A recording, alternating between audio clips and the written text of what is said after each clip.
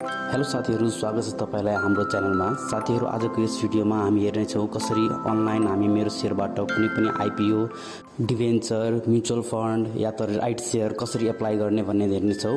यसको लागि सबैभन्दा पहिले आफ्नो ब्राउजरमा मेरो शेयर आफ्नो आईडी पासवर्ड हालेर लगइन गर्नुस्। त्यसपछि यहाँ माई एसबीआई मा गएर क्लिक गर्नुस् र त्यसपछि एप्लाई फर इस्यु भन्ने ट्याबमा क्लिक गर्नुस्। त्यहाँ क्लिक गरेपछि त्यहाँ देख्न सक्नुहुन्छ जस्तै पनि आईपीओ शेयर या त mutual fund, debenture, right share सुकै खुलेको होस् त्यहाँ देखिन्छ तपाईलाई। अनि त्यसपछि त्यही साइडमा गएर एप्लाईमा क्लिक गर्नुस् जुनसुकै तपाईलाई एप्लाई गर्नु छ। एप्लाईमा क्लिक गरेपछि यो तपाईको विन्डो आउनेछ। यहाँ तपाईले सबै आफ्नो डिटेल्सहरु हेर्न सक्नुहुन्छ। त्यसपछि के गर्ने भने यहाँनिर ब्याङ्क चुज गर्नुस्, आफ्नो कुन ब्याङ्कबाट एप्लाई गर्नुहुन्छ। त्यहाँ ब्रान्च र एकाउन्ट नम्बर अटोमेटिक आउनेछ। त्यसपछि कति किता एप्लाई गर्ने त्यो हाल्नुस्, त्यहाँ पैसा आफै अटोमेटिक आउँछ। त्यसपछि सीआरएन नम्बर हाल्नुस् र यहाँ टिक गरिदिनुस्। त्यसपछि प्रोसिडमा क्लिक गर्नुस्। प्रोसिडमा क्लिक गरिसकेपछि ट्रान्जेक्सन पिन हाल्नुपर्ने हुन्छ। तपाईले यहाँनिर आफ्नो 4 डिजिटको ट्रान्जेक्सन पिन हाल्नुस् र एप्लाई गर्नुस्।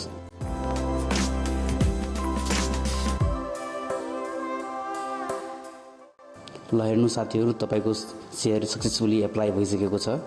आशा गर्छु यो तपाईलाई भिडियो मन परेको होला र यो कसरी एप्लाई भयो कि भएन कसरी हेर्ने भनेर त्यो एप्लिकेसन रिपोर्ट ट्याबमा जानुहोस् र यहाँ तपाई हेर्न सक्नुहुन्छ मैले एप्लाई गरेको यहाँ देखाइसक्यो। यहाँ रिपोर्टमा गएपछि तपाईले पुरै डिटेल हेर्न सक्नुहुन्छ।